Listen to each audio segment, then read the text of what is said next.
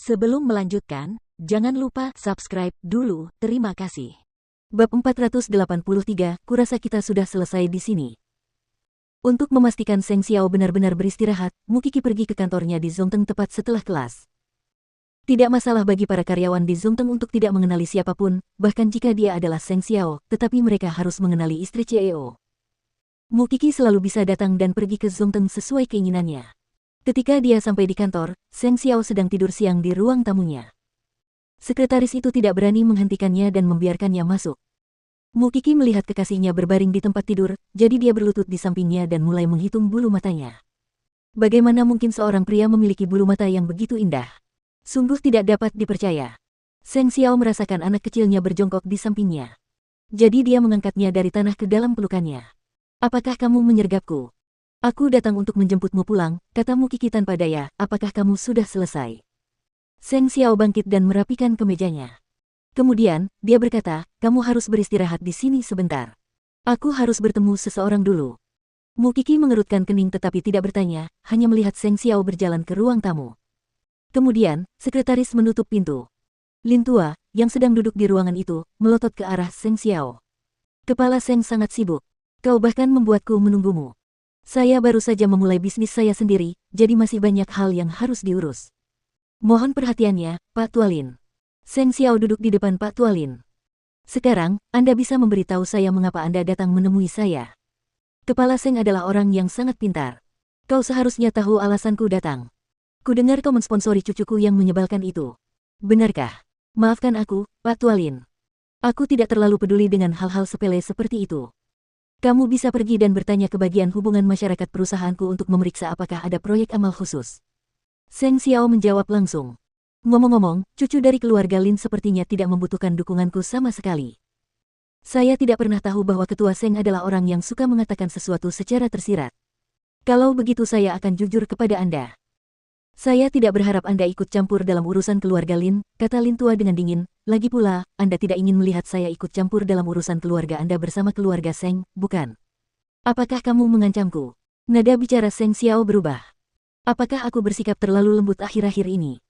Apakah itu sebabnya kamu berpikir bahwa aku mudah diajak bernegosiasi dan berurusan? Kaulah yang pertama kali mencampuri urusan keluarga orang lain. Aku tidak pernah suka jika ada yang mengancamku, Pak Tualin. Apakah kau yakin keputusanmu untuk datang ke sini hari ini benar? Seng Xiao bertanya balik. Jika kau mampu, kau bisa merebut Lin Muan kembali padamu. Atau, kau bisa bekerja sama dengan keluarga Seng. Kau akan lihat berapa banyak orang yang bisa kubunuh. Dengan segala hormat, aku tidak akan pernah menuruti siapapun yang mencoba memaksaku melakukan sesuatu. Jangan mencoba menunjukkan kekuatanmu dengan usiamu. Aku adalah orang yang bisa mengubah keponakan menjadi istriku. Apakah kau pikir aku akan memberikan rasa hormatku kepada orang tua sepertimu? Kurasa kita sudah selesai di sini. Aku tidak akan mengantarmu pergi.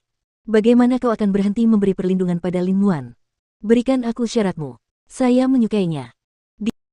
Dia cukup berani untuk melawan keluarga Lin, melawanmu. Saya mendukungnya tanpa syarat. Apa yang dapat kamu lakukan terhadap saya? Seng Xiao berdiri dan memerintahkan sekretarisnya. Kirim Tuan Tualin pergi. Berhati-hatilah. Jika terjadi sesuatu padanya, kamu harus bertanggung jawab. Ya, ketua. Ada pepatah di Jianchuan yang mengatakan bahwa Seng Xiao adalah orang yang paling sulit diajak bicara.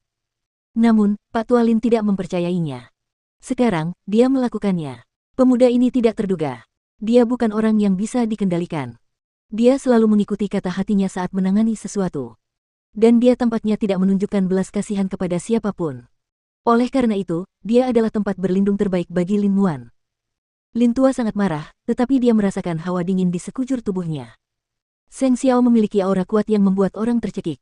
Sebelum Anda bisa marah, Anda sudah merasa takut. Setelah beberapa saat, Mu Qi melihat Seng Xiao kembali menjemputnya. Dia menunjukkan keraguan di wajahnya. Kamu sangat cepat. Tidak ada masalah besar. Ayo pulang. Mu Qi mengangguk. Saat mereka hendak pergi, dia melihat Pak Tualin. Dia pun terkejut. Apakah dia datang mencarimu karena masalah Lin Muan? Aku benar-benar tidak tahu apa yang ada dalam pikiran orang-orang ini. Mereka hanya bisa merasa puas jika bisa membuat cucu mereka tunduk kepada mereka. Seng Xiao tidak mengatakan apa-apa. Ketika dia tidak bisa melakukan apapun kepada cucunya lagi, dia harus melakukan sesuatu untuk merasa puas. Tapi Lin Muan sudah bersiap untuk melamar Qian Qian. Kalau Pak Tualin tahu tentang ini, tekanan darahnya bisa naik. Itu bukan urusanmu. Mukiki bersandar di dada Seng Xiao sambil melihat keluar jendela mobil.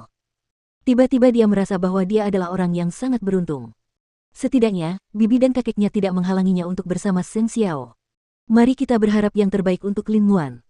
Ngomong-ngomong, Qian akan mengadakan konferensi pers untuk pelantikannya 2 hari lagi.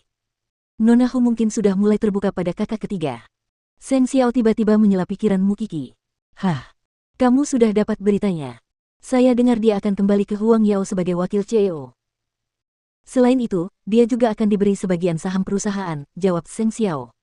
Kalau begitu, kakak kedua pasti merasa sedih. Ini masalah keluarga Seng. Tidak akan ada yang peduli lagi. Seng Kai lebih banyak akal daripada kakak ketiga karena kakak ketiga tidak pernah suka berkelahi dengan siapapun. Namun, sekarang dengan Huran di sisinya, segalanya tidak akan sama lagi. Setelah 2 kejadian itu, kakek Seng mulai tidak menyukai Gu Ziling.